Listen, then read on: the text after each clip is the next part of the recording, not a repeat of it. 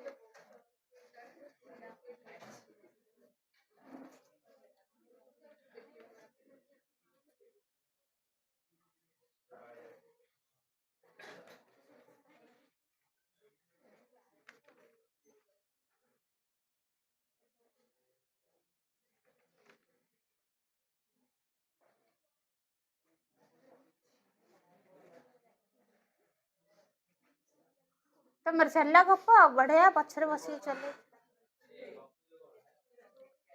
कहलो क्वेश्चन को भारती भावना रे कवि कहार उपदेश बाणी खोजी खोजी निराश हेले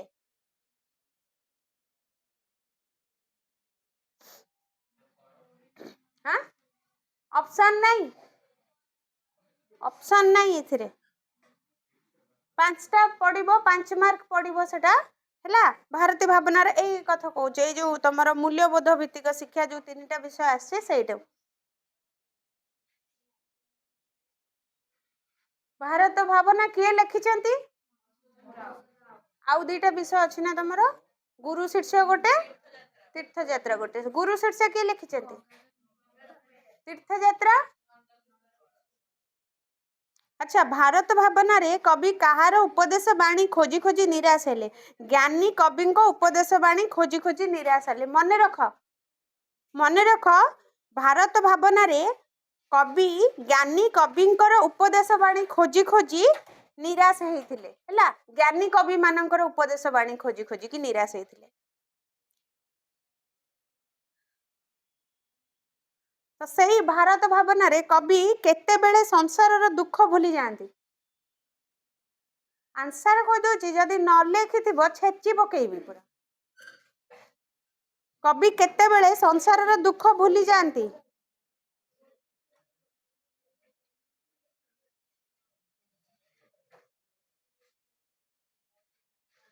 भेष्टि दौच ना समस्ते किए दौना ना किए दौच केते जण दौच 1 2 3 4 जण दौच आ तुम माने किए दौन अच्छा हो तुम मन रख ताले क्वेश्चन कवि केतेबेले संसार दुख भूली जाती प्रभुंको दिव्य सुधार स्वाद आस्वादन करी कवि संसार दुख भूली जाती कविंकर प्रभु दिव्य सुधार स्वाद आस्वादन करी तमें दौच ना भेस्ट दोनों अच्छा ताले इटा फोटो उठे नहीं जीवो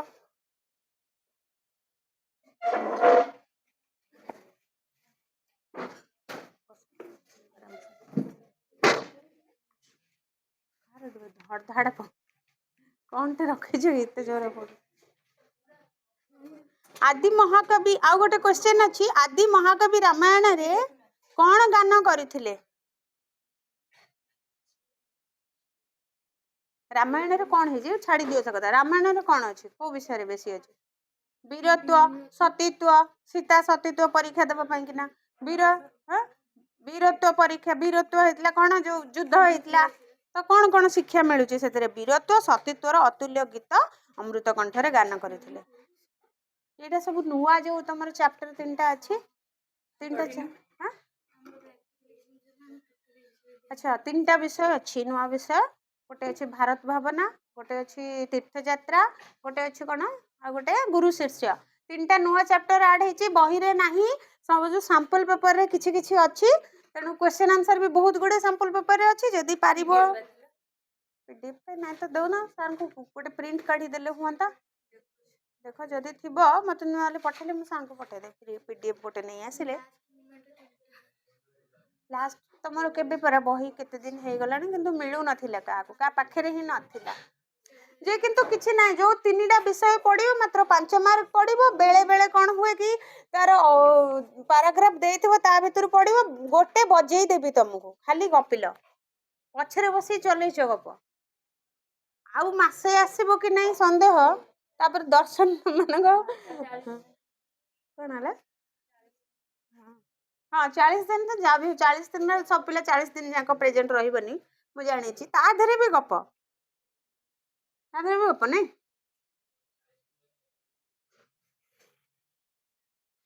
कौन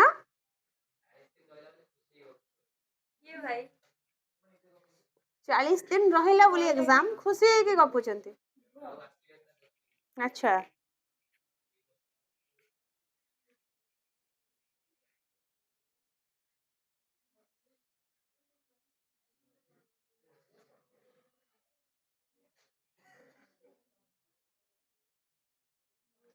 अच्छा जो 5टा क्वेश्चन पढ़िबो सेटा तमरो 3टा चैप्टर रु मिसई की पढ़िबो हैला गोटे विषय रु 5टा पढ़िबोनी 5 मार्क 3टा जाकर मिसई पढ़ो तेणु 3टा जाक विषय ही तुमको पढ़िया को पड़िबो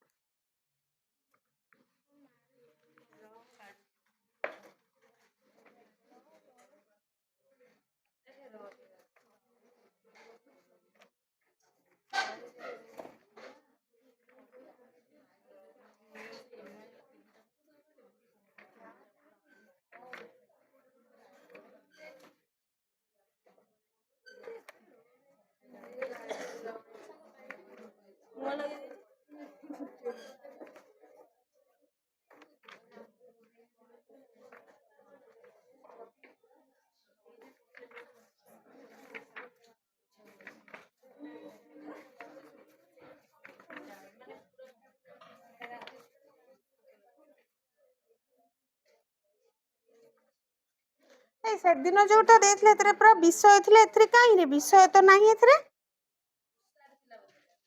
एतरे कोन खाली क्वेश्चन आंसर अछि विषय काई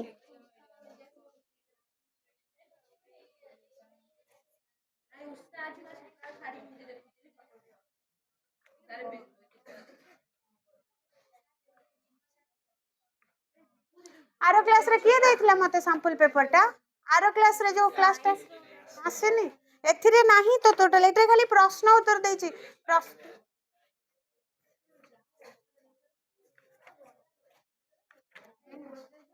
सब क्वेश्चन आंसर करे देबे मने रखिबो क्वेश्चन कहबी आंसर कहबी मने रखिबो 3टा विषय रो डिस्कशन करे दे हां डाकी देबी हो नहीं इधर विषय सुनो ए पार्टी चुप कर ए अच्छा विषय मिले जे केंती पढ़े गोटे क्वेश्चन आंसर डाकी दउछ लिखि देबो ना पचारे दउछ मने मते पठे देलो एटा प्रिंट काट देबे विषय जो 3टा अछि गोटी गोटी की माने आनी की पढ़ेबी कि प्रिंट सान को कहबे काढे ना सब आगे क्वेश्चन आंसर डिस्कशन कर देबे सब विषय क्वेश्चन डिस्कशन कर देले कोन भलो रहइबो ना जो सब विषय रे एटलीस्ट आंसर गुडा को सुनी थिबो ना किछि किछि मने पड़ियो नले किछि जानि न 3टा नुवा विषय किछि जानि आज बनै आसो जा पठो जे खाली जीवो सेठी के प्रिंट काढी के आनिबो एथरे बा किछि नाही मो कोडू आनिबे तम पई के ये हाउ ठीक अछि अरे को तमे आगो गोटे कोई आर क्लास रे विषय पढैतिली ठीक सॉरी तुमरो वेद माता किए सरस्वती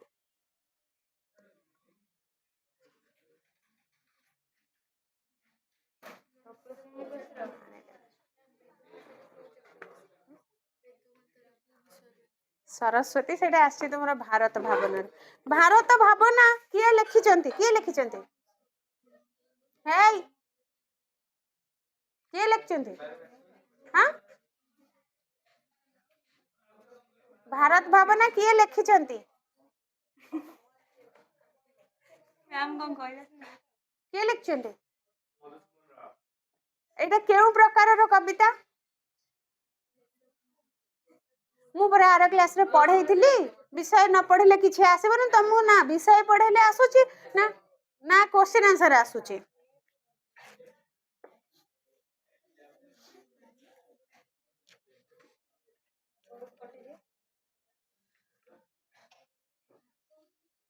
आर क्लास रे पढ़ेइथिली बोध ज्ञानर भारत भावना ए थिला भक्त कवि मधुसूदन राव कर एही के से पुण्य भूमि भुवन विदित विदित शब्दर अर्थ कोन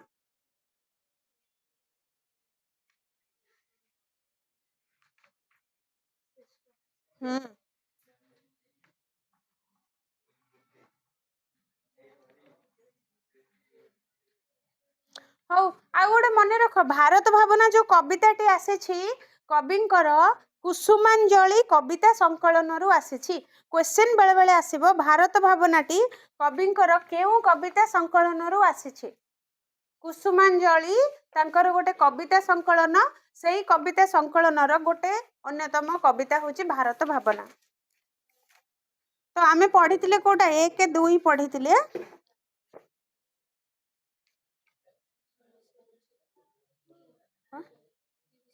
अच्छे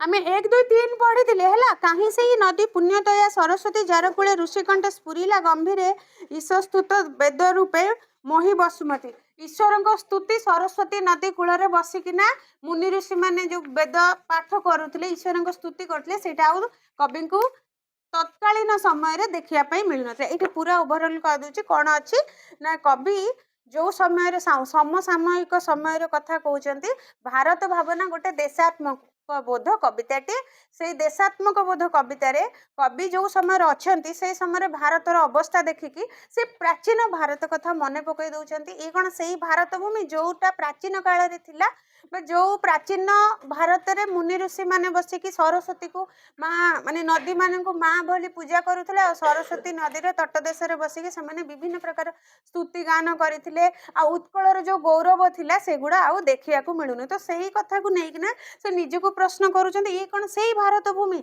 जोटा कि आगुरी एत सारा विश्व रे श्रेष्ठ बोलिकी थिला से कहते कि यही कि से पुण्यभूमि भुवन व्यतीत सुविस्तीर्ण रंगभूमि आर्य गौरव जे गौरव थिला आर्य मानकर गौरव थिला भारत माने सारा पृथ्वी रे श्रेष्ठ थिला श्रेष्ठ देश बोली मानित होतला एवं भुवन सारा पृथ्वी विश्व रे श्रेष्ठ बोली विदित होइतला सॉरी विदित होइतला माने समस्तंकठू से अलगा श्रेष्ठ बोली कुहा जाउथला ये होची पुण्य भूमि बोली कुहा जाउथला ये कौन से भारत जार महिमा संगीत चारिआडे पूर्ण दिग दिगांतर दिग धरिकी ए दिगरु से दिग 10 दिग जाए सबुआडे तार पुण्य गीत तार माधुर्य चारिआडे जो मुखरित होता आज से भारत को से देखा पाऊना तेणुक से कहते ये कौन से भारत वर्ष जोड़ा कि प्राचीन काल में एत सारा तार कला तार ऐतिह्य तार स्थापत्य एत भरपूर होता जोटा कि धीरे धीरे से नष्ट होगा बसी कवि को सेटा कौटि ना कौटि दुख बोध हो मनरे गोटे आक्रोश भावना दुख भावना जागृत होती मन पकाउछन्ति जे पुराना भारत आज भारत विषय सी कौन कंपेयर कर मन को प्रश्न आसूँ कौन से भारत वर्ष ना तो निजक से विश्वास करना आज से भारत वर्ष बोल पुणी कहते जो सरोवर थिला जो जार ज्ञानामृत पाने कृतार्थ धरणी जो भारतर ज्ञान रूपक अमृत पान करी पूरा धरणी कृतार्थ होता सेकी पकेबी कौन पे एमती हो कौन है आसब सब पाठ आने चलती गप सप से जार तेबे विभाषित देश देशांतर चारिआडे विभाषित होउतले माने चारिआडे खेली जाउतला देशरु देशांतर दिगरु दिगांतर जोटा कि भारतर जो सुनाम गुड़िक सबुआडे खेली जाउतला सही भारतर कला आज से देखा पाऊना से कहते एक से वसुधार समुज्जवल मणि ये थिला वसुधा पूरा वसुधा माटी बा पृथ्वी माटी रे केते गुडे ଦେଶ ଅଛନ୍ତି କିନ୍ତୁ ସେ ସମୁଜ୍ଜଳ ମଣି ସବୁଠୁ ଉଜ୍ଜଳ ମଣି ବୋଲି ଭାରତକୁ ମାନି ଆସିଥିଲେ। ଖାଲି ସିଏ ନୁହେଁ, ସାରା ଦେଶ ସାରା ପୃଥିବୀ ଭାରତକୁ ଗୋଟେ ଉଜ୍ଜଳତମ ମଣି ବୋଲି ଭାବି ଆସିଥିଲା। ଇଏ ତ ସେଇ ଭାରତ ଭଳି ଦେଖାଯାଉନି କବିଙ୍କୁ।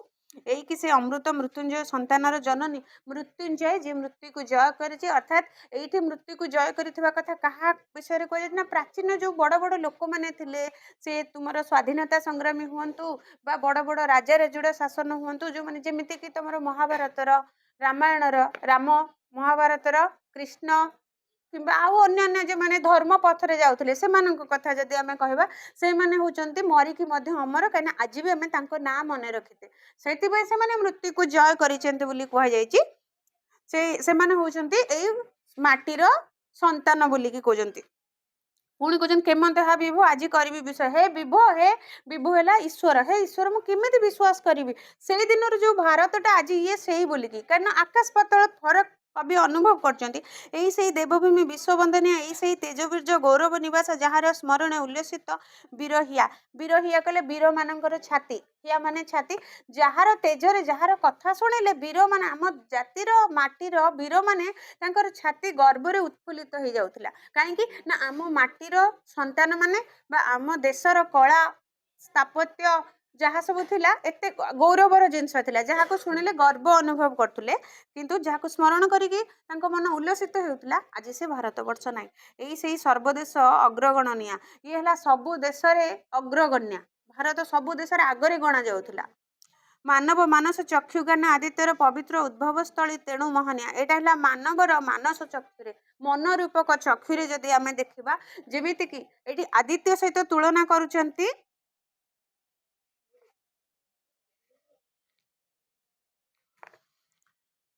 ପବିତ୍ର ଉଦ୍ଭବସ୍ଥଳୀ ତେଣୁ ମହନିଆ। ଏଇଠି ସୂର୍ଯ୍ୟଙ୍କର ଉତ୍ପତ୍ତି ସ୍ଥଳ, ଈଶ୍ୱର ମଧ୍ୟ ଜନ୍ମ ଲାଭ କରିଛନ୍ତି। ତେଣୁ ଏହା ଅତ୍ୟନ୍ତ ପବିତ୍ର ଏବଂ ମୋହନିଆ। ଯେସନ ପୂର୍ବାଶା ଉଷା ଉସଙ୍ଗ ସୁନ୍ଦର ଶୈଶବୀୟ ଲୀଳାଭୂମି ଲୋକଚକ୍ଷୁ ଦେବ ତପନର। ତ ଏଇଠି କହୁଛନ୍ତି ଯେଉଁଭଳି ଭାବରେ ଯେସନ ପୂର୍ବାଶା ପୂର୍ବ ଦିଗରେ, ଉଷା ଉସଙ୍ଗ ସୁନ୍ଦର। ଉଷା ଉସଙ୍ଗ ସୁନ୍ଦର କହିଲେ ପୂର୍ବ ଦିଗରେ ଯୋଉ ବାଳୁତ ସୂର୍ଯ୍ୟ ଯେତେବେଳେ ଉଦୟ ହେଉଛନ୍ତି, ଉଦୟକାଳୀନ ସୂର୍ଯ୍ୟ, ତାଙ୍କୁ ବାଳ ସୂର୍ଯ୍ୟ ବା ବାଳୁତ ସୂର୍ଯ୍ୟ କହିବା। ଛୋଟିଆ ସୂର୍ଯ୍ୟ ଆରମ୍ଭ ହେଉଛନ୍ତି, ଧୀରେ ଧୀରେ ଧୀରେ ଧୀରେ ତାଙ୍କର କିରଣକୁ ବିଚ୍ଛୁରିତ କରିକି ଉପରକୁ ଯେତେବେଳେ ଯାଆନ୍ତି, ଟାଣ ଖରା ହୁଏ ବା ସେତେବେଳେ ସେ ତାଙ୍କର ଯେମିତି ଗୋଟେ ଶୈଶବ ସୂର୍ଯ୍ୟ ମଧ୍ୟ ତାଙ୍କୁ କହିପାରିବା।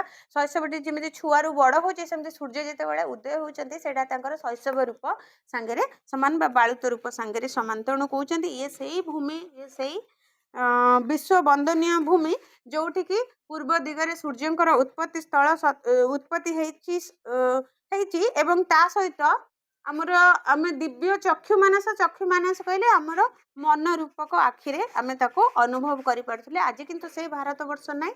ସେଇ ଭାରତବର୍ଷ ଯୋଉଟା ଚାହୁଁଛନ୍ତି କବି, ସେଇଟା ତାଙ୍କୁ ଦେଖାଯାଉ ନାହିଁ।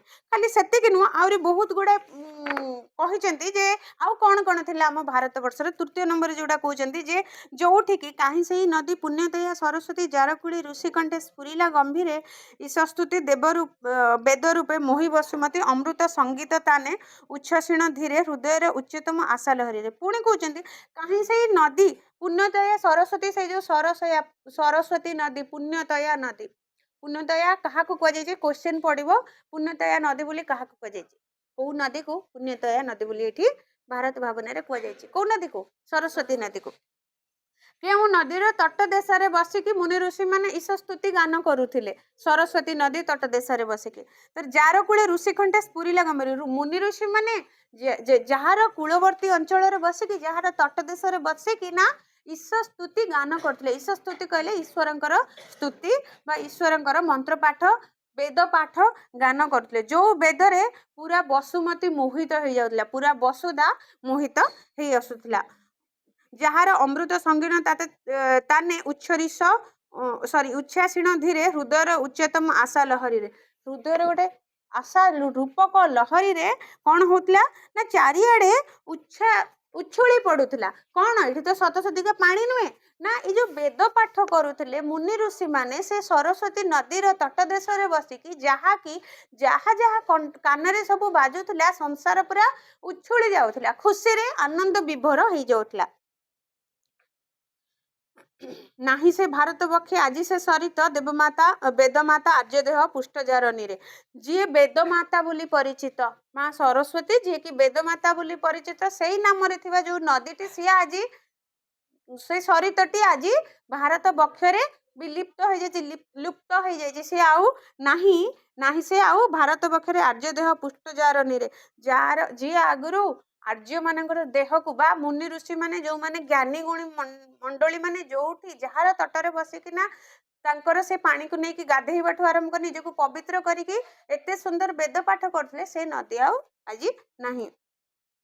ଆର୍ଯ୍ୟ ଦେହ ପୁଷ୍ଟ ଯାହାର ନୀରେ, ନୀର ହେଲା ପାଣି, ଯାହାର ପାଣିରେ ଆର୍ଯ୍ୟ ମାନଙ୍କର ଦେହ ପୃଷ୍ଟ ପରିପୃଷ୍ଟ ହେଉଥିଲା, ସେଇ ପାଣିରେ ସେମାନେ ଗାଧଉଥିଲେ, ସେଇ ପାଣିକୁ ସେମାନେ ବ୍ୟବହାର କରୁଥିଲେ। ଆଜି କିନ୍ତୁ ସେ ସରିତ ହିଁ ନାହିଁ। ଆର୍ଯ୍ୟ କବି ଆତ୍ମା ପଦ୍ମ ଯହିଁ ବିକଶିତ। ଆଉ ଯୋଉ ଯୋଉ ଜାଗାରେ ଆର୍ଯ୍ୟ କବି ମାନଙ୍କର, ଆର୍ଯ୍ୟ କବି କହିଲେ କୋଉମାନଙ୍କ କଥା କୁହାଗଲା?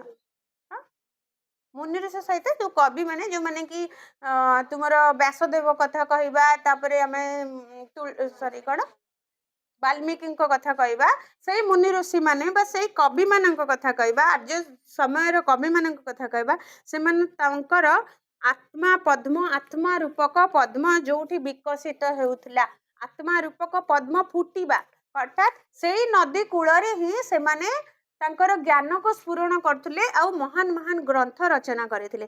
ଶିଖିଲା ସମ୍ବନ୍ଧ ତାର ପରମାତ୍ମା ମିହିର ସହିତ, ଶିଖିଲା ସମ୍ବନ୍ଧ ତାର ପରମାତ୍ମା ମିହିର ସହିତ, ଅର୍ଥାତ୍ ପରମାତ୍ମାଙ୍କ ସହିତ ଯୋଉ ସମ୍ବନ୍ଧ ସ୍ଥାପନ ସେ କରିଥିଲା, କିଏ ନା ସେଇ ଆର୍ଯ୍ୟ ମୁନି ଋଷିଗଣ ବା ଆର୍ଯ୍ୟ କବିଗଣ ଏଇ ନଦୀ କୂଳରେ ବସିକି ଆତ୍ମା ରୂପକ ପଦ୍ମରେ, ବା ତାଙ୍କର ମନଟା ହେଲା ଆତ୍ମା ଭଳି, ତାଙ୍କର ଆତ୍ମାଟା ହେଲା ବା ମନଟା ହେଲା ପଦ୍ମ ଭଳି, ସେଇଠି ସେ ପରମାତ୍ମାକୁ ଦେଇକି ନା ବିଭିନ୍ନ ପ୍ରକାର ଯୋଉ ବେଦ ପାଠ କରିକି ବା ଯେତେ ପ୍ରକାର ପୁରାଣ ଗୁଡାକ ଲେଖିଥିଲେ, ସେ ସମସ୍ତ ସେ ସେଇ ନଦୀ କୂଳରେ ହିଁ ବସିକି ଗାନ କରୁଥିଲେ ଏବଂ ରଚନା କରିଥିଲେ।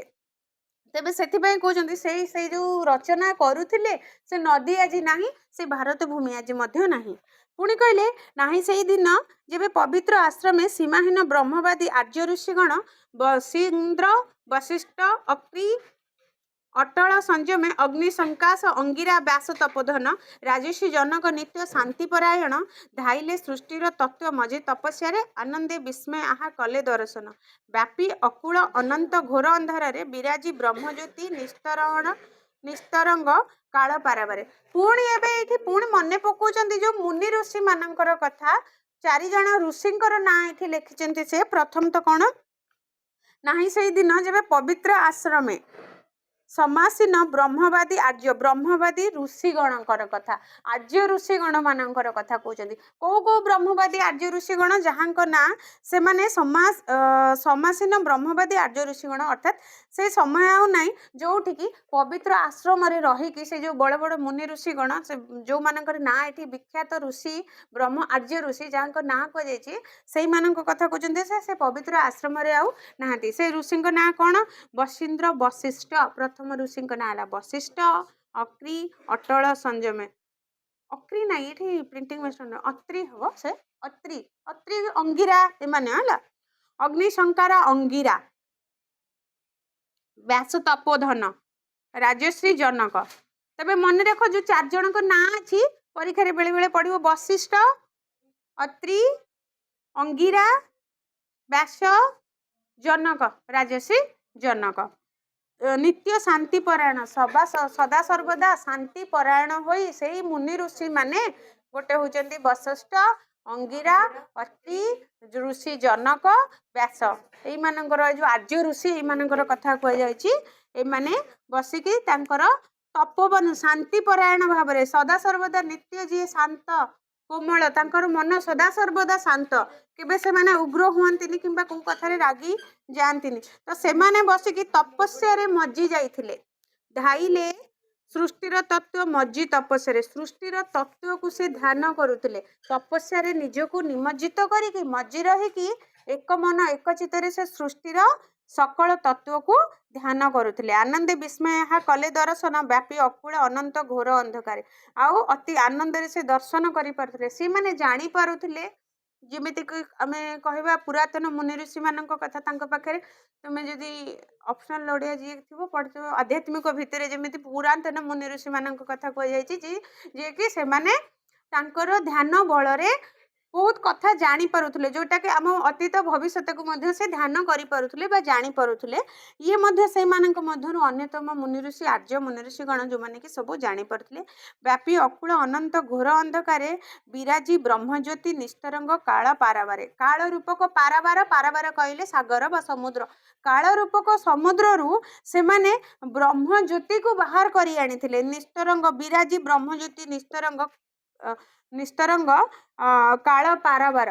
କାଳ ରୂପକ ପାରାବାର, ସମୁଦ୍ରରେ ଯେମିତି ଲହରୀ ଭାଙ୍ଗୁଥାଏ ଠିକ୍ ସେମିତି କାଳ ଯଦି ଗୋଟେ ସମୁଦ୍ର ହୁଏ, ତୁଳନା କରୁଛନ୍ତି କାଳ ଯଦି ଗୋଟେ ସମୁଦ୍ର ହୁଏ, ସେ ଘୋର ଅନ୍ଧକାର ଭିତରୁ ସେ ତାଙ୍କର ଜ୍ଞାନ ବଳରେ ତାଙ୍କର ଧ୍ୟାନ ବଳରେ ତାଙ୍କର ଧ୍ୟାନ ଆଉ ତାଙ୍କର ତପସ୍ୟା ବଳରେ ସେ କ'ଣ କରିଥିଲେ, ଘୋର ଅନ୍ଧକାରରେ ବ୍ରହ୍ମଜ୍ୟୋତି ସ୍ଥାପନ କରିଥିଲେ। ଅନ୍ଧକାରରୁ ସେ ଆଲୋକ, ଅନ୍ଧକାର ଭିତରେ ସେ ଆଲୋକ ଖୋଜି ପାରିଥିଲେ। ପୁଣି କହିଲେ ଥିଲା ଦିନ ଯେବେ ଏହି ଭାରତ ଧାମରେ ପବିତ୍ରତା ମୂର୍ତ୍ତିମୟୀ ସରଳତାମୟୀ ଦୟା ରୂପେ ଅବତୀର୍ଣ୍ଣା ଋଷି ଜନ ଘରେ ଋଷି କନ୍ୟା ଋଷି ପତ୍ନୀ ଦିବ୍ୟ ତେଜମୟୀ ଉଚ୍ଛ୍ୱାସିଲେ ପାପାକ୍ରାନ୍ତ ମେଦିନୀର ଭାର। ପୁଣି ମନେ କରୁଛନ୍ତି ସେଇ ଦିନ, ଅର୍ଥାତ୍ ଏଇଠି କବି କ'ଣ କରୁଛନ୍ତି, ଯାହା ଯାହା ପ୍ରାଚୀନତମ ଘଟଣା ଗୁଡ଼ିକ ସବୁ ମନେ ପକାଉଛନ୍ତି, ଯେଉଁଟାକି ଆଜି ସେଇଟା କବିଙ୍କୁ ଦେଖିବାକୁ ମିଳୁନି। ଯେ କି ସେ କହୁଛନ୍ତି ଯେ ଇଏ ସେଇ ଭାରତ ଭୂମି ଯେଉଁଠି ସରସ୍ୱତୀ ନଦୀର ତଟ ଦେଶରେ ମୁନି ଋଷିମାନେ ତପସ୍ୟା କରୁଥିଲେ। ସେ ନଦୀ ନାହିଁ ଯେଉଁଠି ତୁମର ବଡ଼ ବଡ଼ ଆର୍ଯ୍ୟ ମୁନି ଋଷିମାନେ ଜ୍ଞାନ ଆଲୋକ, ଜ୍ଞାନ ରୂପକ ଆଲୋକର ଅନ୍ଧାରକୁ ଦୂରୀଭୂତ କରିକି ଜ୍ଞାନ ରୂପକ ଆଲୋକକୁ ସମଗ୍ର ବିଶ୍ୱକୁ ଆଣିଥିଲେ, ସେଇଟା ମଧ୍ୟ ଆଉ ନାହିଁ। ଆଉ ଯେଉଁ 5 ଜଣ ଋଷି ଥିଲେ ସେମାନେ ଯେଉଁ ବଡ଼ ବଡ଼ ବେଦ ପାଠ କରି ସଂସାରକୁ ଅନ୍ଧାରରୁ ଆଲୋକକୁ ଆଣିବା ପାଇଁକିନା ଯେଉଁ ଜ୍ଞାନ ରୂପକ ଆମ ପାଖରେ ଯେଉଁ ପୁରାଣ ଗୁଡ଼ା ଛାଡ଼ି ଦେଇ ଯାଇଛନ୍ତି ସେଇଟା ମଧ୍ୟ ନାହିଁ। ପୁଣି କହୁଛନ୍ତି ଖାଲି ସେତିକି ନୁହେଁ, ସେତେବେଳେ ଯେଉଁ ପବିତ୍ରତା ନାରୀମାନେ ଥିଲେ ସେ ନାରୀ ମଧ୍ୟ ଆଜି ନାହାନ୍ତି। ଏବଂ ଥିଲା ଯେବେ ସେହି ଭାରତ ଧାମରେ ପବିତ୍ରତା ମୂର୍ତ୍ତିମୟୀ ସରଳତାମୟୀ, ସରଳମୟୀ, ଅତି ଶାନ୍ତ ସରଳ ନମନୀୟ ମୂର୍ତ୍ତିମୟୀ ପବିତ୍ରତା ଭରା ଯେଉଁ ନାରୀମାନେ ଥିଲେ, ଦୟା ରୂପେ ଅବତୀର୍ଣ୍ଣା ଋଷିଜନ ଘରେ, ଦୟା ରୂପରେ ତାଙ୍କ ମନରେ ଦୟା, କ୍ଷମା, ପବିତ୍ରତା ଭଳି ସରଳ ଏସବୁ ଗୁଣ ଭରପୁର ହେଇକି ରହିଥିଲା। ଋଷି କନ୍ୟା ସେମାନେ ଥିଲେ କିଏ, ଋଷି କନ୍ୟା ଋଷି ପତ୍ନୀ, ଏବଂ ସେମାନେ ଥିଲେ ଦିବ୍ୟ ତେଜମୟୀ, ତାଙ୍କ ପାଖରେ ଦିବ୍ୟ ତେଜ ଭରପୁର ହେଇକି ଥିଲା। ତଥାପି ମଧ୍ୟ ସେ ଦୟା କରୁଥିଲେ, ଦୟା ରୂପୀ ଥିଲେ, ତାଙ୍କ ମନରେ ଅହଙ୍କାର ନଥିଲା, ତାଙ୍କ ମନ ଥିଲା ଅତ୍ୟନ୍ତ ସରଳ ଭାବଗମ୍ୟ। ତେଣୁ ଉଚ୍ଛ୍ୱାସିଲେ ପାପାକ୍ରାନ୍ତ ମେଦିନୀର ଭାର, ସେମାନେ କ'ଣ କରିଥିଲେ, ମେଦିନୀର ଯେଉଁ ପାପକୁ ସେମାନେ ହରଣ କରିବାକୁ ଚେଷ୍ଟା କରିଥିଲେ। ମେଦିନୀ ମାନେ ଫୁଟେଇବେ, ମେଦିନୀର ଭାର ମାନେ ପୃଥିବୀର ଯେଉଁ ପାପ ଭାର ଗୁଡ଼ିକୁ ଦୂରୀଭୂତ କରିବାକୁ, ଉଚ୍ଛ୍ୱାସ କରିବାକୁ, ହଟେଇବା ପାଇଁକି ଚେଷ୍ଟା କରିଥିଲେ। ଯେବେ ବୀର ସୀମନ୍ତିନୀ କ୍ଷତ୍ରିୟ କୁମାରୀ ପ୍ରସବିଲେ ବୀରବୃନ୍ଦ ମହି ଅଳଙ୍କାର ଶିଖାଇଲେ ପ୍ରାଣକାନ୍ତି କଟାକ୍ଷ ପ୍ରହାରୀ ସେ ବୀରତ୍ୱ ଯାର ଯଶ ଉଚ୍ଚନାଦେ ଘୋଷଇ ସଂସାର। ପୁଣି ପ୍ରଥମରେ କହୁଛନ୍ତି କି ନାରୀମାନଙ୍କ କଥା ଯେଉଁଟା କହିଲେ, ଋଷି କନ୍ୟା ଋଷି ପତ୍ନୀମାନଙ୍କ କଥା କହିଲେ, ଯିଏକି ତାଙ୍କର ତେଜ ବଳରେ ପୃଥିବୀରୁ ପାପ ଭାରକୁ ହଟଉଥିଲେ। ଏବଂ ତାପରେ ବୀର ସୀମନ୍ତିନୀ ମାନେ କ୍ଷତ୍ରିୟ କୁମାରୀ ଯେଉଁମାନେ, ବୀର ସୀମନ୍ତିନୀ କହିଲେ ଯେଉଁ ବୀର, ବୀର କହିଲେ କ୍ଷତ୍ରିୟ ମାନେ ଯୁଦ୍ଧ କରୁଥିଲେ। ଆଉ ସେତେବେଳେ ତାଙ୍କର ଯେଉଁ ସ୍ତ୍ରୀ ମାନେ ଥିଲେ ସେଇମାନଙ୍କୁ ଆମେ ବୀର ସୀମନ୍ତିନୀ କହିବା ବା କ୍ଷତ୍ରିୟ କୁମାରୀ ବୋଲି ମଧ୍ୟ କହିବା। କ୍ଷତ୍ରିୟ ମାନଙ୍କର ଝିଅ, କ୍ଷତ୍ରିୟ ମାନଙ୍କର ସ୍ତ୍ରୀ, ତାଙ୍କର ବୋହୂ, ଏଇମାନଙ୍କ କଥା କୁହାଯାଇଛି। ସେମାନେ ମଧ୍ୟ ସେତିକି ବୀର ଥିଲେ ଏବଂ ସେମାନେ ପ୍ରସବିଲେ ବୀରବୃନ୍ଦ। ପରବର୍ତ୍ତୀ ସମୟରେ ବୀର ବୃନ୍ଦ ମାନଙ୍କୁ, ବହୁତ ସାରା ବୀରମାନଙ୍କୁ ସେମାନେ ପ୍ରସବ ଦେଇଛନ୍ତି, ଜନ୍ମ ଦେଇଛନ୍ତି। କିଏ, ସେ କ୍ଷତ୍ରିୟ କୁମାରୀ ମାନେ, କ୍ଷତ୍ରିୟ ସ୍ତ୍ରୀ ମାନେ, କ୍ଷତ୍ରିୟ ବୋହୂ ମାନେ, ଯେଉଁମାନେ କି ଶିଖାଇଲେ ପ୍ରାଣକାନ୍ତେ କଟାକ୍ଷ ପ୍ରହାରୀ ସେ ବୀରତ୍ୱ। ସେ କ'ଣ ଶିଖାଇଥିଲେ, ସେ ତୁମେ ନ ଡରିକି, ଯେଉଁ କ୍ଷତ୍ରିୟ ମାନଙ୍କର କ'ଣ ଶିକ୍ଷା, ଯେ ତୁମର କାମ ହେଲା ଯୁଦ୍ଧ କରିବା, କ୍ଷତ୍ରିୟର ଧର୍ମ ହେଲା ଯୁଦ୍ଧ କରିବା, ଯାହା ସେ ଶିକ୍ଷା ଦେଇଥିଲେ। ଏବଂ ସେ ବୀରତ୍ୱ ନାହିଁ ଯାହାର ଯଶ ଉଚ୍ଚନାଦେ ଘୋଷଇ ସଂସାର, ଯେଉଁ ବୀରତ୍ୱର ଯଶ କୀର୍ତ୍ତିକୁ ସାରା ସଂସାର ଘୋଷି ଚାଲିଛି। ଅର୍ଥାତ୍ ଆଜି ବି ମନେ ରଖିଛି ଏଇମାନେ ସବୁ ବୀର ଥିଲେ, ତାଙ୍କର ଯୁଦ୍ଧ, ତାଙ୍କର ଯେଉଁ ଲୀଳାକୁ ଆଜି ବି ସଂସାର ମନେ ରଖିଛି। ସେ ବୀରତ୍ୱ କାହିଁ ଏବେ ଦେଖା ଯାଉନା, ଆଉ ସେ ସମୟରେ ଯେଉଁ ବୀରତ୍ୱ ଥିଲା ସେ ମଧ୍ୟ ଆଜି ଆଉ ନାହିଁ।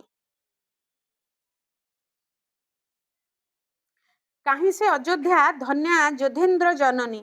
ପୁଣି ଅଲଗା ସମସ୍ତଙ୍କୁ ସକଳ ଭାବରେ ଯେତେବେଳେ କବି ବର୍ଣ୍ଣନା କରୁଛନ୍ତି ଯେ ଏଇ ମାଟିରେ ଜନ୍ମ ନେଇଥିବା ପ୍ରତ୍ୟେକଟି ବୀର ପୁରୁଷଙ୍କ କଥା କହିଲା ପରେ ପୁଣି ସିଧାସଳଖ ଯାଉଛନ୍ତି ଅଯୋଧ୍ୟାର କଥା, ରାମାୟଣର କଥାରୁ କିଛିଟା ଆଣିକି ରଖିଛନ୍ତି କବି ଯେ କାହିଁ ସେ ଅଯୋଧ୍ୟା ଧନ୍ୟା ଯୋଧେନ୍ଦ୍ର ଜନନୀ। ଯୋଧେନ୍ଦ୍ର ଜନନୀ ମାନେ ଯୋଦ୍ଧା, ଯୋଦ୍ଧାର ମା, ଗୋଟେ ଯୋଦ୍ଧାର ମା ହଉଛି ଯୋଧେନ୍ଦ୍ର ଜନନୀ। ସେ ଅଯୋଧ୍ୟାର ଧନ୍ୟ, ସେ ମାତା ଧନ୍ୟ, ସେ ମାତା ଯାହାର ଯିଏ ପ୍ରସବ କରିଛି ଏତେ ବଡ ଯୋଦ୍ଧା ମାନଙ୍କୁ। କ୍ଷତ୍ର ତେଜ ଭାନୁ ଯହିଁ ଉଇଁଲା ପହିଲେ, କ୍ଷତ୍ର ତେଜ ଭାନୁ, ତେଜ ଭାନୁର ଯୋଉ ତେଜଟା ବା ସୂର୍ଯ୍ୟଙ୍କର କ୍ଷତ୍ରିୟଙ୍କର ତେଜ ବା ସୂର୍ଯ୍ୟଙ୍କର ତେଜ ସହିତ ସମାନ। ତ ଯୋଉଟା ଉଇଁଥିଲା ହିମଜ୍ୱଳ ହିମାଚଳ ଶିରେ ଦିନମଣି, ହେମରଶ୍ମି ବିଞ୍ଚେ ଯଥା ନିଶା ପ୍ରଭାତିଲେ, ସେ ସୂର୍ଯ୍ୟ ପ୍ରଭବ ବଂଶ ଅବା କେଉଁଠାରେ। ସେ ସୂର୍ଯ୍ୟ ପ୍ରଭାବ ହବ ଏଇଟା, ସେ ସୂର୍ଯ୍ୟଙ୍କର ପ୍ରଭାବ ବଂଶ ଅବା କେଉଁଠାରେ, ଯାର କୀର୍ତ୍ତି ମହାଗୀତ ଆଦି ମହାକବି। ମହାକବି ଏଇଠି ଆଦି ମହାକବି କହିଲେ ଏଇଠି ସେ ସାରଳା ଦାସଙ୍କ କଥା କହୁଛନ୍ତି। ଆଉ ଯାର କୀର୍ତ୍ତି ମହାଗୀତ ଆଦି ମହାକବି, ଗାଇଲେ ଅମୃତ କଣ୍ଠେ ପବିତ୍ର ଝଙ୍କାରେ, ବୀରତବର ସତୀତ୍ୱର ସେ ଅତୁଲ୍ୟ ଛବି, ଚିତ୍ର ରାମାୟଣକାରେ ତପୋଧନ ଅର୍ପିଲେ ସଂସାରେ। ନା ଏଇଠି ସେ ଖାଲି ଆଦି ମହାକବି ମାନଙ୍କ କଥା, ଆଦିମ ଯୁଗର ଯୋଉ କବି ମାନେ ସବୁ ମହାକବି ମାନଙ୍କ କଥା କହୁଛନ୍ତି।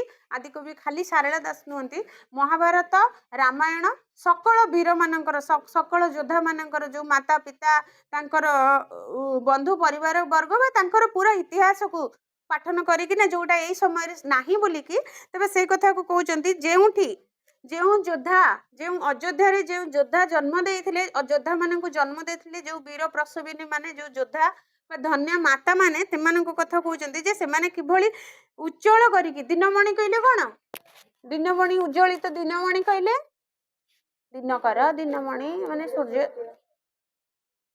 ତାଙ୍କର ଯୋଉ ରଶ୍ମି ବିଞ୍ଚି ଦେଇଥିଲେ ନିଶା ପ୍ରଭାତରେ, ଦିନକର ହେଲା ସୂର୍ଯ୍ୟ, ଦିନମଣି ହେଲେ କଣ ହଁ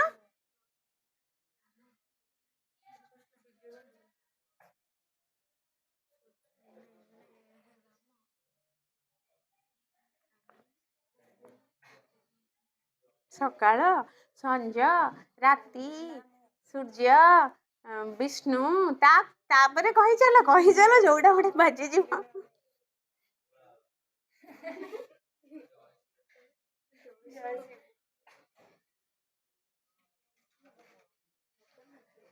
ମୁଁ ଛାଡିଦେଲି, କୁଆଡେ ଗଲା।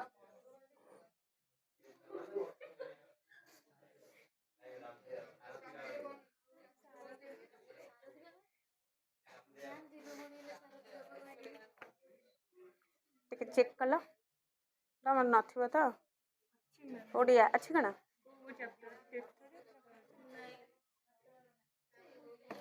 ଓଡ଼ିଆ ଇଏଟା କହୁଛି ଓଡ଼ିଆ।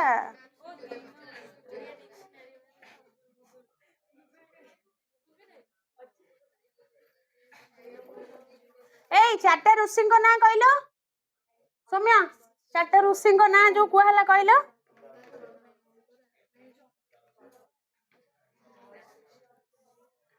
ଜଲ୍ଦି ଜଲ୍ଦି କୁହ, ବଡ ପାଟିରେ କହିଲ।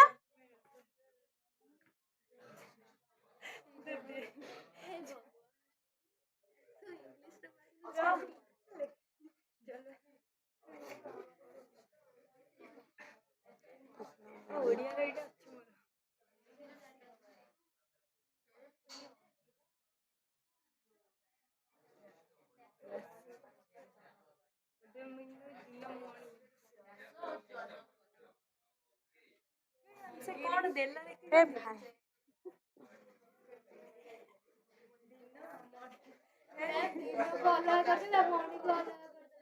ମୋ ପାଖରେ ଅଛି।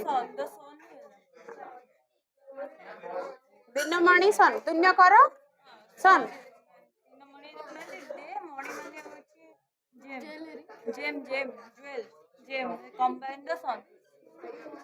କଣ କଣ ବଶିଷ୍ଠ, ତାପରେ ବଶିଷ୍ଠ, ତାପରେ मूर्ख तो सेतिकी चारटा जिनस मन रोनी सेते बड़ी तू होच चुप पाटी चुप मन रख वशिष्ठ अत्रि अंगिरा जनक व्यास वशिष्ठ अत्रि अत्रि अत्रि अत्रि पाटी चुप कर जड़े कहले शुणा जीव अत्रि अत्रि अंगिरा जनक जनक जनक व्यासदेव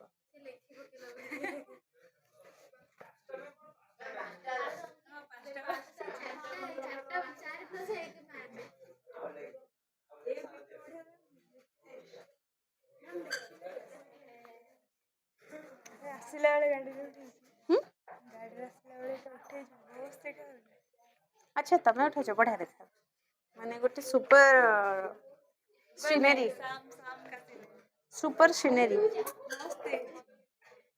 हाउ छ देख छ बही अच्छे देख ना शुण तो कहले कौन हिमजल हिमाचल सिरे दिनमणि हाँ ताको पचारथली परा हाँ दिनमणि कौन है दिनमणि रो अर्थ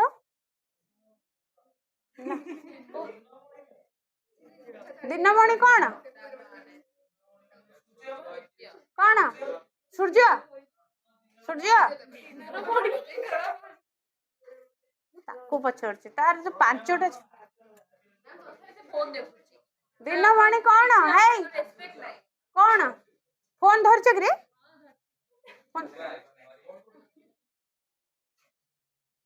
फोन धरछि से फोन धरछि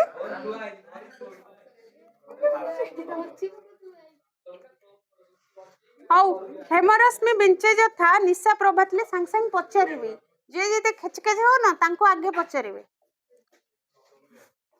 हे सूर्य प्रभव वंश अबा केउठारे से जो सूर्य प्रभव वा सूर्यवंशी माने सूर्यवंशी के अयोध्यार कथा कह रामचंद्र कथा ये कहुच्छी सी आउ केउठारे जन्मिले बा प्रसवी थिले जार कीर्ति महागीत आदि महाकवि गाइले अमृत कंठे पवित्र झंकार जार कीर्ति को कौन है शुणा जाऊनी आ तुम पार्टी कले के शुणा जीव किए पार्टी कर आग पिला पुओ पिला पार्टी तो बेसी शुणा जाऊ तो गोटे पिला तार पार्टीटा पूरा हांडी भलिया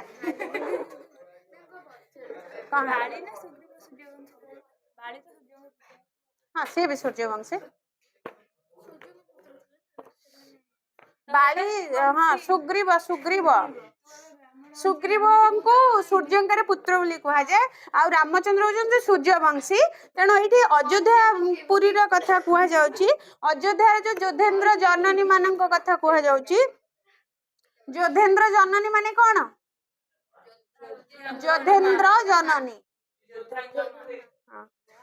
तो सही जोधेन्द्र जननी मानकर जो माने वीर वीर योद्धा मान को जन्म देते अयोध्या माटीर कथा एवं कहते सी जे कि जो माने तांकर क्षेत्रीय धर्म युद्ध बल पूरा सूर्य रश्मि बरी झटकुले एवं सी थे सूर्यवंशी से सूर्यवंशी आउठारे जन्म ग्रहण करेंगे जार कीर्ति जो मानकर जो युद्ध जो मानकर कीर्तिराज गुड़िक परवर्ती समय मुनि ऋषि माने जो आदि कवि माने आदि महाकवि माने तांकर अमृत कंठरे गान करथिले जेमिति कि रामायण महाभारत कथा कुआ जाउचे से जो रामायण जेमिति गान करथिले रामायण के लिखिथिले रामायण के लिखिथिले वाल्मीकि तो गाइले अमृत कंठे पवित्र झंकारे वीर वीरत्वर एटा लिखाई वीरत वर नाई सेटा लिखिबो वीरत्वर सतीत्वर से अतुल्य छवि मु आ पूर्व जेते प्रथम आसिली गोटे क्वेश्चन पचारि जे आदि कवि महाकवि माने जो अमृत कंठ जहाँ गाइले केउ विषय रे रामायण कारे तपोधनर अर्पित संसार केउ चित्र देखा मिली वीरत्व आ सतीत्वर चित्र देखा मिली मन रखिबो क्वेश्चन यही आंसरटा है वीरत्वर सत्यत्वर से अतुल्य छवि तांकर जो चित्र रामायण चित्र रे रामायण जो गान करथिले से रामायण रे थिला कोन थिला वीरत्व आ सत्यत्वर चित्र प्रतिपादन करा जायथिला चित्र रामायण कारे तपोधन अर्पिले संसारे से जो तपोधन से जो अमूल्य रत्नटी कौन रामायण रूपक अमूल्य रत्नटी ଯେତେବେଳେ ତାଙ୍କର ମହାକବି ମାନଙ୍କର କଣ୍ଠରେ ଉଚ୍ଛ୍ୱସିତ ହେଉଥିଲେ ବା କଣ୍ଠରେ ଯେତେବେଳେ ସେ ଗାନ କରୁଥିଲେ ତାହା ଥିଲା ଅମୂଲ୍ୟ ରତ୍ନ ସାରା ସଂସାର ପାଇଁ, ଯୋଉଥିରେ ଥିଲା କଣ ଅଛି ବୀରତ୍ୱର ଗାଥା ଆଉ ସତୀତ୍ୱର ଗାଥା। ଠିକ।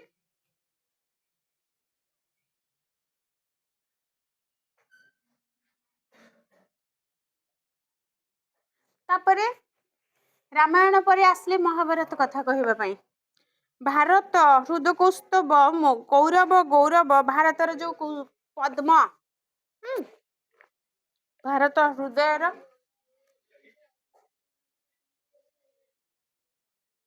ମତେ ଲେଖି ପକଉଛ କଣ? ଦେଖ ଇଆଡେ କ୍ୱେଶ୍ଚନ କୁହ, ମୁଁ ପଚାରୁଛି। ରାମାୟଣକାରେ ତପୋଧନ ଯୋଉ ସଂସାର ଅର୍ଜନ କରାଯାଇଥିଲା ତା ଦେହରେ କେଉଁ ପ୍ରକାରର ଧ୍ୱନି ଗୁଞ୍ଜରିତ ହେଉଥିଲା? ତମେ କୁହ। ହଁ କଣ ଅପସନ? କିଛି ନାହିଁ, ମୁଁ ତ ଏବେ ପଢେଇଲି ପରା।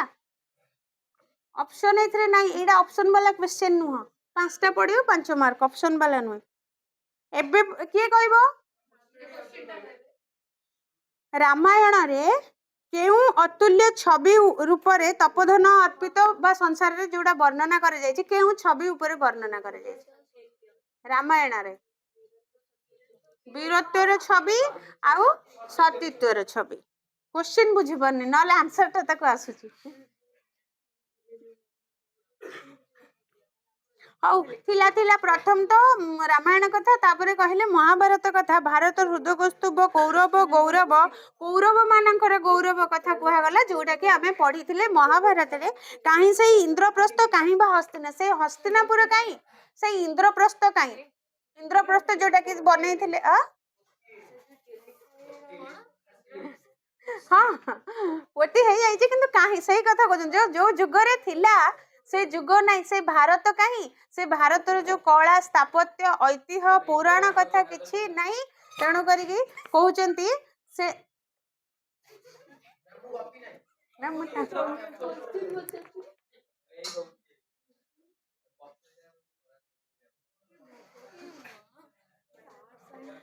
କାହିଁ ସେଇ ଇନ୍ଦ୍ରପ୍ରସ୍ଥ, କାହିଁ ସେଇ ହସ୍ତିନା, ମହାଭାରତଟା ଭାରତ ଭୂମିର କଥା ହିଁ।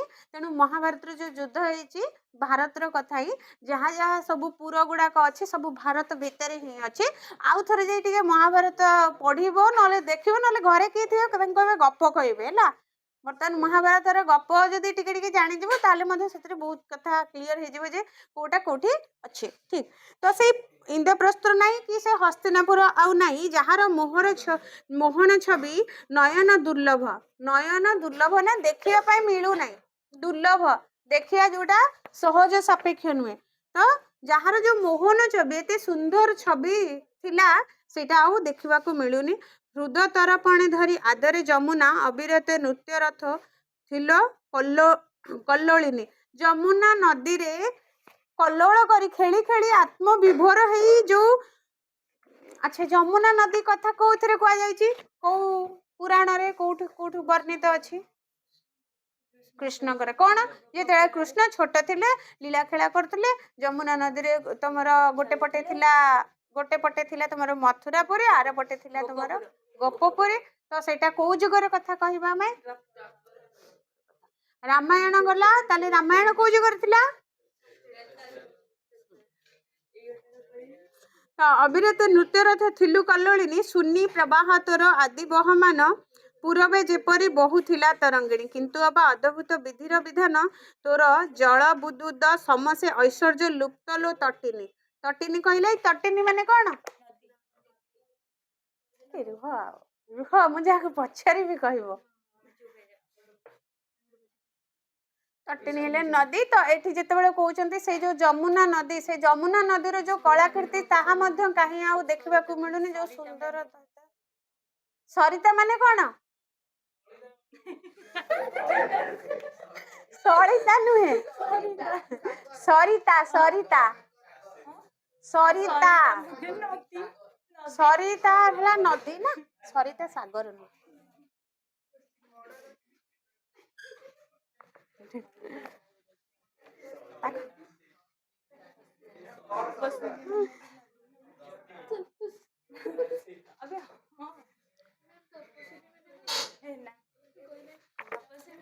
तपस्या नहीं तपस्या जगह ना। अच्छा सुन तापर कौन कहे जे जेतेबेले सलिता नुहे सरिता र सलिता बा कहूच हाथ मलिक ना से कहूची मते सलिता हाँ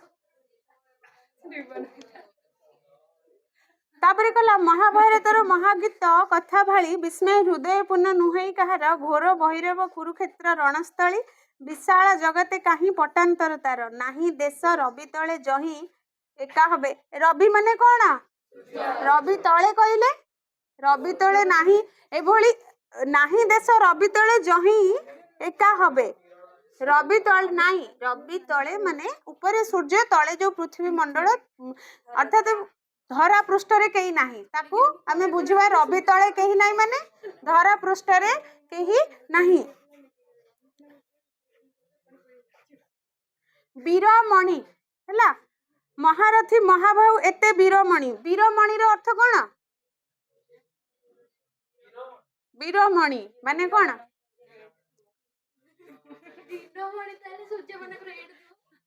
वीरमणि माने वीर मानक मध्य जे श्रेष्ठ हैला से होची वीरमणि बहुत वीर वीर मानक मध्य जे अधिक वीरत्व थांती श्रेष्ठ थांती से ना दिनमणि माने सेया हबनी।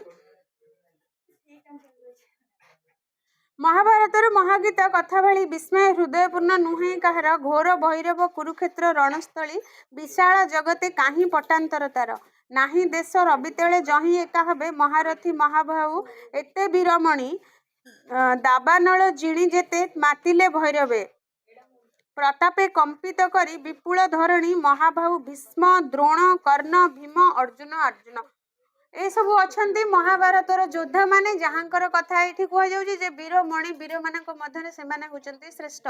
परीक्षा जदि आसीबो जे वीरमणि जो मानकर ना एठी वर्णना करचंती कवि भारत भावना रे से माने सब ना कोन गोटे अछि महाबाहु भीष्म द्रोण कर्ण भीम अर्जुन। द्रोण किए महाभारत रे द्रोणाचार्य जी से किए थे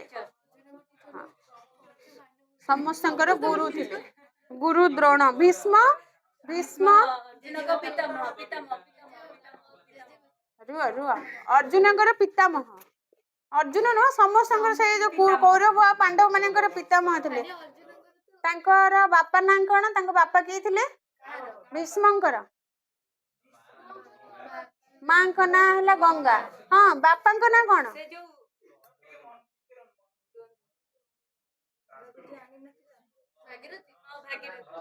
किए कहला शांतनु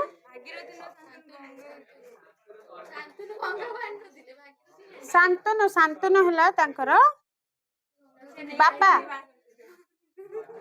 शांतनु आउ गंगांकर पुत्र होचंती भागीर सॉरी कौन तांकर ना भीष्म भीष्म तांकर ना आगुरु कौन थिला ना आगुरु देवव्रत थिला तांकर ना हैला गंगा आउ गंगा पुत्र है देवव्रत परवर्ती जिते से प्रतिज्ञा नेले तापरठू तांको ना हैला भीष्म प्रतिज्ञा नेले बोली तांको ना हे गेला भीष्म बोली आजीवन तांकर जो राजा हस्तिनापुर रो राजा हेबेनी किंबा बाहा हेले तांको परवर्ती पीढ़ी को मध्य आनिबेनी जे कि ए राजा हवा पई कि ना झगड़ा करिवो किंबा रखिवो आस्था रखिवो सी केवल सेवक होना सी केवल जेहेतु कहवा गले सी होती हस्तिनापुर परवर्ती राजा होता कार शांतनु राजा कहीं शांतनु राजा शांतनु पुओ से जे किंतु गंगा जिते छाड़ी पलैते सत्यवती को देखिकिना शांतनु बाहाबे बोली कही सत्यवती कहले कि जदि मोर छुआ जन्म हेले तो तुम तो गोटे पुओ अलरेडी अच्छी ना सी राजा हो मो छुआ तो राजा हो पारे मुझे ते कहीं बाहबी तेणु करना मना करदे तो से बापार खुशी कि भीष्म प्रतिज्ञा करते मो पाई एत कथा हो तो ना मुझे राज सिंहासन प्रति लोभ करी ना मुझे राजा हेबी मुझे राजा हेबिनी बोलिकी से प्रतिज्ञा करथिबे एवं तार माँ कहे ठीक अच्छे तू सीना राजा हेबुन तोर परवर्ती जेनेरेशन जे आसबे तोर उत्तराधिकारी माने से माने जदि कहिबे जे मु हमर वंशज माने काले राजा हेबे से तेणु कहले ठीक अच्छे जदि से कहूँ ताले मु बाहा मध्य हेबे नै ना मु केबे निजे राजा हेबी ना मोर उत्तराधिकारी किए केबे राजा हब तेणु करिकी मु बंची थिला पर्यंत ए हस्तिनापुर रक्षा करी एमती अखंड तपस्या करते अखंड जो सॉरी अखंड कौन प्रमिस जोड़ा करते बोली सत्य करते बोली भीष्म ना है आ परवर्ती से इच्छा मृत्यु बर मिलता जे से तांको इच्छा रे मृत्युवरण करेंगे ना ये सब अच्छे तुम महाभारत पार्ट रे गोटे गोटे पार्ट अच्छे महाभारत रे जिते सारा कैरेक्टर अच्छी आरंभ रु शेष पर्यंत जिते सारा कैरेक्टर अच्छी समस्त सेपरेट गोटे गोटे स्टोरी अच्छी समस्त अलग अलग स्टोरी अच्छी से द्रोण कुह भीष्म कुह तुम द्रुपद कुह समस्त अलग अलग धृतराष्ट्र पंडु सत्य जान सत्यवती सत्यवती तीन टा छुआ है भर से तीन टा जाक अंबा अंबिका अंबालिका को धरी आसते भीष्म नहीं आसला जड़े पलैला अंबा अंबिका अंबालिका को बाहले तार दी पुत्र कार सत्यवती दीटा पुत्र बाहले दीटा पुआ मरीगले दीटा स्त्री रहिले छुआ पाईकिना भीष्म को ना सॉरी तुम कौन व्यासदेव को डकाला व्यासदेव तपस्या कौन हाथ देखेबे तार संतान प्राप्ति हम तो व्यासदेव एमती ऋषि गोटे होते चुटी फुटी भाग एते भय माने गोटे एते बड़ ऋषिटे ना तेज एते अधिका थिला सामर्थ्य तेज अति अधिका थिला सहजरे देखा बहुत कष्ट साध्य था माने सी ऋषि मानक मध्य श्रेष्ठटी बहुत सारा शक्ति पाखे से तेज बहुत सारा था देखी पार न तो सत्यवती राणी कौन करते कि गोटे राणी को पठेले अंबा अंबिका जो दी जन जन अंबा पलैला अंबिका अंबालिका भीतर जन को अंबालिका अंबा अंबिका अंबालिका तीन जन थिले ता भीतर जड़े हूँ अंबा जी कहला कि मत उठे नहीं आसल मु तो जन को भल पाऊँ मुझे क्या बाहबी से भीष्म कहले भीष्म नहीं छाड़ी दे आसले पुणी तो भीष्म जो छाड़ी दे आसते से कौन कले पुणी थे से लोक रखिले जी भल पाला से कहले भीष्म तू ही मत बाहबू भीष्म कहला मु कौन करी मु तो मोर आजीवन बह करी तेणु से अपेक्षा करता अंबा केते परस्त जन्म माने जन्म नहीं नहीं नहीं नहीं बहुत अखंड तपस्या करथिला जे श्रीखंडी हेकी आसला पुनर्जन्म पाई कि श्रीखंडी हेकी आसिक से मारिथिला भीष्म को कहना से तो मन रखिले से मारिबो बोली ताको परशुराम तार गुरु थिले परशुराम को हां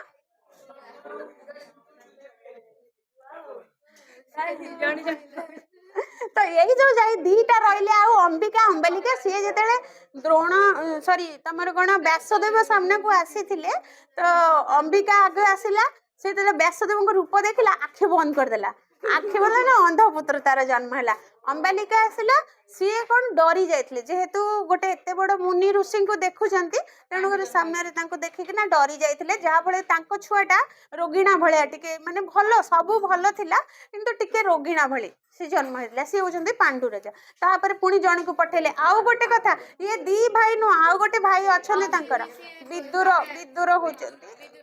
विदुर होचंती तांकर आउ गोटे भाई तापर कोन हैला दासी गोटे दासी को पठाला दासी गला से पूरा बढ़िया व्यासदेव सेवा करथिला तेणु तार ओरसर जो छुआटा जन्म है सी है सबुठु माने तेजियान तार ब्रेन बहुत तेजियान सी है विद्वान सबुठु श्रेष्ठ विद्वान सी हूँ तुमर है विदुर से बहुत विद्वान बोली ना है विदुर किंतु विदुर जेहेतु बापा सिना गोटे तीन जनकर माँ जेहेतु दासी तेणुक मंत्री करागला राजा पाई रखागला